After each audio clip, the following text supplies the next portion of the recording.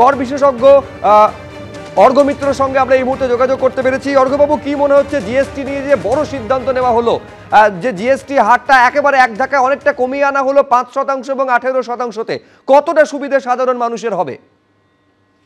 না, এটা তো আমরা একটু সাবালক হচ্ছে জিএসটি ব্যাপারে। আমরা 2017-তে বোধহয় এসেছিল, আজকে 2025। তো এটাকে যেটা বলা হচ্ছে জিএসটি 2। এটার বেসিক আমি যেটা বুঝতে পারছি, দুটো তিনটে জিনিস আছে যেটা খুব ইম্পর্টেন্ট। একটা হচ্ছে রেজিস্ট্রেশন, কমপ্লায়েন্স, রিফান্ড। এই যে জিনিসগুলো আছে জিএসটিতে, যারা ব্যবসা করেন, ছোট ব্যবসা করেন, তাদের একটু সুবিধা হবে, অনেকটা সরলীকরণ হয়েছে। এবারে আসি সাধারণভাবে আমাদের যারা কনজিউমার, আমরা তো সকলেই কিছু না কিছু পরিষেবা নিই অথবা জিনিস কিনি, তার উপরে আমরা যে ট্যাক্সটা দিই সেটাই হচ্ছে goods and services tax, GST. এইখানে সবচেয়ে বড় যেটা হলো, আমি যেটুকুনি দেখলাম বা বুঝলাম, যে যেটা সাধারণভাবে কনজিউমাররা ব্যবহার করে, মধ্যবিত্ত এবং উচ্চ মধ্যবিত্ত, তাদের তো ডেফিনেটলি সুবিধে হবে। কারণ অনেক ডেইলি ইউজের প্রোডাক্ট যেগুলো 12% ছিল, সেগুলো 5%-এ নিয়ে এসছে, কোথাও কোথাও আবার 18% থেকে 5%-এ এসছে।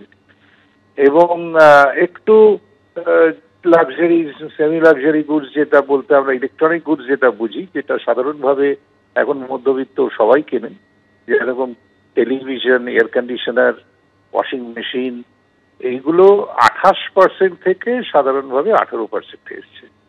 আরেকটা খুব ইম্পর্টেন্ট সিদ্ধান্ত যেটা হয়েছে, যেটা হচ্ছে গাড়ির ক্ষেত্রে, পেট্রোল চালিত গাড়ি হলে, যদি ছোট গাড়ি হয় 1200 সিসির মধ্যে এবং 4 মিটার এর মধ্যে সাইজ, এবং ডিজেল হলে বোধহয় 1500 সিসি, সেইখানে আমাদের ট্যাক্স রেটটা অনেক কমে গেল, 28 থেকে 18 হলো। এবং এই এফেক্টটা সাধারণভাবে যেটা সরকার মনে করছে, মানে সেন্ট্রাল গভর্নমেন্ট যেটা মনে করছে, যে এটার জন্য দেশে একটা প্রোডাকশনও বাড়বে। যেমন স্পেশালি ধরুন টেক্সটাইল তো একটা খুব বড় ধাক্কা খেয়েছে ইউএসএ-তে এই ট্যারিফের জন্য। এরকম আরো অনেকগুলো সেক্টর, যেমন আমি দেখলাম জুতোর ক্ষেত্রে, কম দামি জুতো, মানে 2500-এর কমের যে জুতো, তার ক্ষেত্রে রেট কমেছে 12 থেকে 5%। অনেক ধন্যবাদ অর্ঘ্যবাবু, আমাদের সঙ্গে কথা বলার জন্য। কর বিশেষজ্ঞ অর্ঘ্য মিত্রর সঙ্গে কথা বললাম। নিঃসন্দেহে আজকের দিনে সব থেকে বড় খবর যে জিএসটির ক্ষেত্রে একটা বড় সুরাহার কথা ঘোষণা করা হলো কেন্দ্রের তরফে। আজকে জিএসটি কাউন্সিলের যে বৈঠক ছিল, দীর্ঘক্ষণ সেই বৈঠক চলেছে এবং তারপরে সিদ্ধান্ত হয়েছে যে 5%, 18% এবং 40%, এই তিনটি জিএসটি স্ল্যাব তা লাগু হচ্ছে 22শে সেপ্টেম্বর থেকে, উঠে যাচ্ছে 12% এবং 28% জিএসটি স্ল্যাব।